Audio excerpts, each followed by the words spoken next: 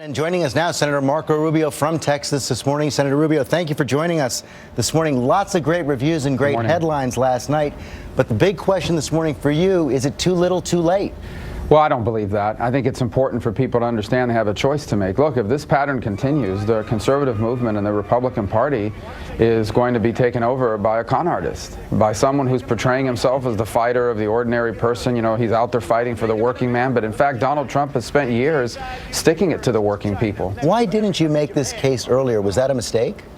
Because, no, you know, George, I would prefer not to get into this situation where we're attacking one another, but the cover he's getting from the media these days is extraordinary. You watched last night on the cable shows afterwards, and they're all like, oh, what is Trump going to do now to Marco Rubio? Like he's some sort of invincible force. And I think what you realize is there are people now in the media, I'm not saying you, but others, rooting for him to win because they love, first of all, what it means for the ratings in a general election. But here's the other. For those who are biased, this means you're going to have a Republican nominee who basically agrees with Hillary Clinton on Planned Parenthood, on being neutral on Israel, on, you know, even on issues regarding the economy, like the takeover of our healthcare system by government. I mean, he used a talking point last night that Democrats consistently use, that if you don't support a government intervention in the healthcare industry, you're in favor of letting people die in the streets. So they're holding back, and as soon as the nominee, they're going to open up the floodgates and hit them with a bunch of stories.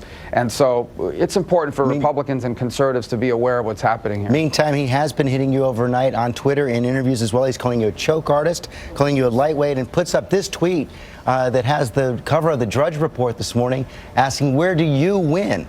And that is a big question. Donald Trump is ahead in almost every state on Super Tuesday. You're ahead in none. Yeah, I acknowledge I'm an underdog, and I have been my entire life. Unlike Donald, I didn't inherit hundreds of millions of dollars. My dad was a bartender. My mother did the job as a maid that Donald Trump now hires foreigners to do. And my whole life I've had to fight, and I'm going to fight now, because there is no way that the party of Reagan and the conservative movement, I'm going to allow it to be taken over by a con artist. He says I'm a choker. He's a con artist.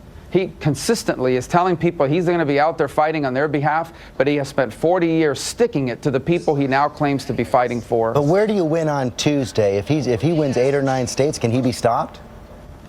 He can, because first of all, if you look at Tuesday, most of these states are going to award delegates proportionally.